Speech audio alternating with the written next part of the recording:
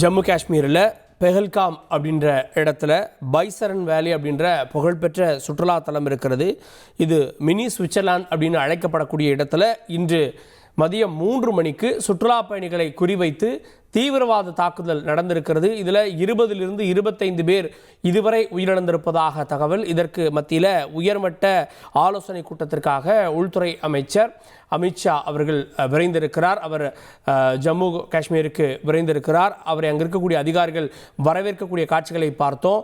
அதே நேரத்தில் தொடர்ந்து தேடுதல் வேட்டை அப்படின்றதும் தீவிரப்படுத்தப்பட்டிருக்கிறது. இதன் மூலமாக ஒட்டுமொத்தமாக நாடே உஷார் நிலைக்கு உட்படுத்தப்பட்டிருக்கிறது. கூடுதல் விவரங்களை செய்தியாளர் சதீஷ்மணி வழங்க கேட்கலாம். சதீஷ், இந்த தாக்குதலும் அதன் பின்பு நடந்து வரக்கூடிய இந்த சோதனைகளும் அங்கே பெரிய அளவிலான சோதனைகள் நடந்துட்டுருக்கு அப்படின்ற விஷயங்கள்லாம் சொன்னாங்க. விவரங்கள் என்ன சார்?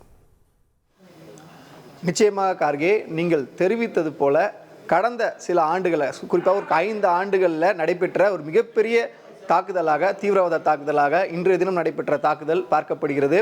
குறிப்பாக சொல்ல வேண்டும் என்றால் தெற்கு காஷ்மீர் பகுதியில் இருக்கக்கூடிய அனந்த்நாக் மாவட்டத்தில் பெஹல்காம் பகுதி இருக்கிறது. இந்த பெஹல்காம் பகுதியினர் ஒட்டி இருக்கக்கூடிய பைசரான் என்கிறது ஒரு சின்ன பள்ளத்தாக்கு.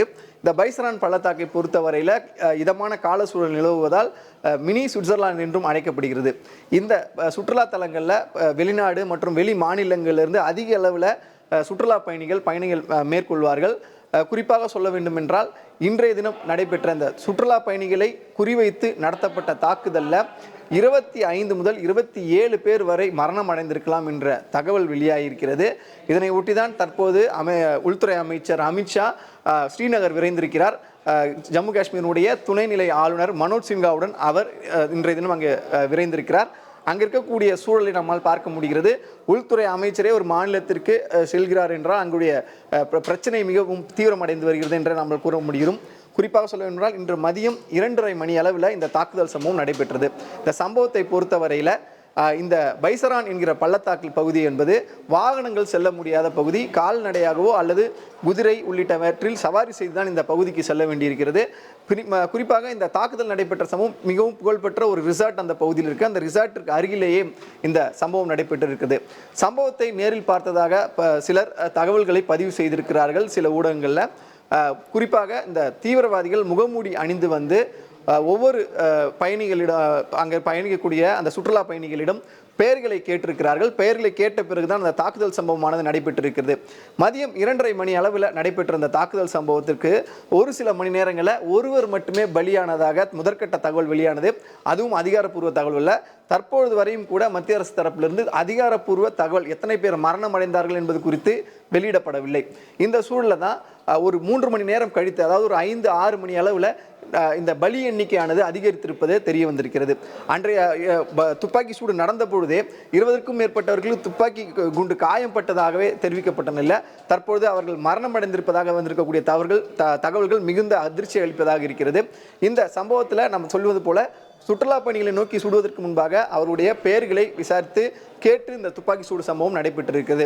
இந்த சம்பவத்திற்கு பிறகாக உடனடியாக அந்த பகுதிக்கு துணைநிலை இராணுவம் மற்றும் லோக்கல் போலீஸ் என்று சொல்லக்கூடிய மாநில காவல்துறை சம்பவ இடத்திற்கு விரைந்து உடனடியாக அங்கு அடிபட்டிருந்த வேறு சில சுற்றுலா பயணிகளை ஆம்புலன்ஸிற்கு ஏற்றி மருத்துவமனைக்கு அனுப்பி வைத்திருக்கிறார்கள். அதே போல் அந்த ஒட்டுமொத்தமான அந்த பகுதி முழுவதுமே வந்து இராணுவ கட்டுப்பாட்டிற்குள் கொண்டு வரப்பட்டிருக்கிறது. அதற்கு அடுத்த கட்டமாக இந்த ஜம்மு காஷ்மீரை பொறுத்தவரையில் புரோட்டோகால் என்று சொல்லக்கூடிய டெரரிஸ்ட் புரோட்டோகால் எப்பொழுதுமே பின்பற்றப்படும். தீவிரவாதிகள் எதிர்கொண்டு அவர்களை தாக்குவதற்கான வழிமுறைகளை அவ்வப்போது அவர்கள் வகுத்து வருவார்கள், அப்கிரேட் செய்து வருவார்கள். அந்த அடிப்படையில் உடனடியாக அந்த புரோட்டோகால் ஃபாலோ செய்யப்பட்டது. அந்த பாதுகாப்பு நடைமுறைகளை அங்கே இருக்கக்கூடிய பாதுகாப்பு படை வீரர்கள் பின்பற்றி இருக்கிறார்கள். இது ஒரு புறம் இருக்க, இந்த சம்பவம் தொடர்பாக உடனடியாக உள்துறை அமைச்சகத்திற்கு தெரிவிக்கப்பட்டு உள்துறை அமைச்சர் அமித்ஷா வெளிநாட்டில் இருக்கக்கூடிய பிரதமர் மோடியிடம் தொலைபேசியில் தொடர்பு கொண்டு இது தொடர்பாக அவர் ஆலோசனை நடத்தியிருக்கிறார். பாதுகாப்பு குழு கூட்டத்தை முன்பாகவே நடத்திவிட்டு ஆலோசனை கூட்டத்தை நடத்திய உடனேயே பிரதமருடன் தொலைபேசியில் பேசியிருக்கிறார். பிரதமர் மோடியும் சில அறிவுரைகளை வழங்கியதாக தெரிகிறது. உடனடியாக சம்பவ இடத்திற்கு சென்று பிரச்சனையின் தீவிரத்தை கட்டுக்குள் கொண்டு வர வேண்டும் என உள்துறை அமைச்சர் அமித்ஷாவுக்கு அவர் தெரிவித்ததாக கூறப்படுகிறது.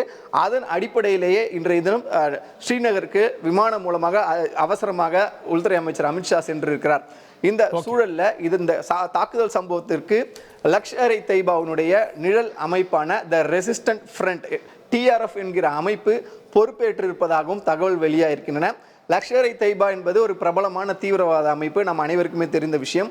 அந்த அமைப்பினுடைய ஒரு சோஷியல் மீடியா விங்காக செயல்பட்ட ரெசிஸ்டன்ட் விங் என்று சொல்லக்கூடிய TRF அமைப்பு பிற்காலங்களில் தீவிரவாத ஒழிப்பு நடவடிக்கைக்கு தீவிரப்படுத்தப்பட்ட உடனே சோஷியல் மீடியாவிலிருந்து விலகி அவர்களும் நேரடியாக ஆயுதம் ஏந்தி களத்திற்கு போராட வந்திருப்பது தற்போது தெரிய வந்திருக்கிறது.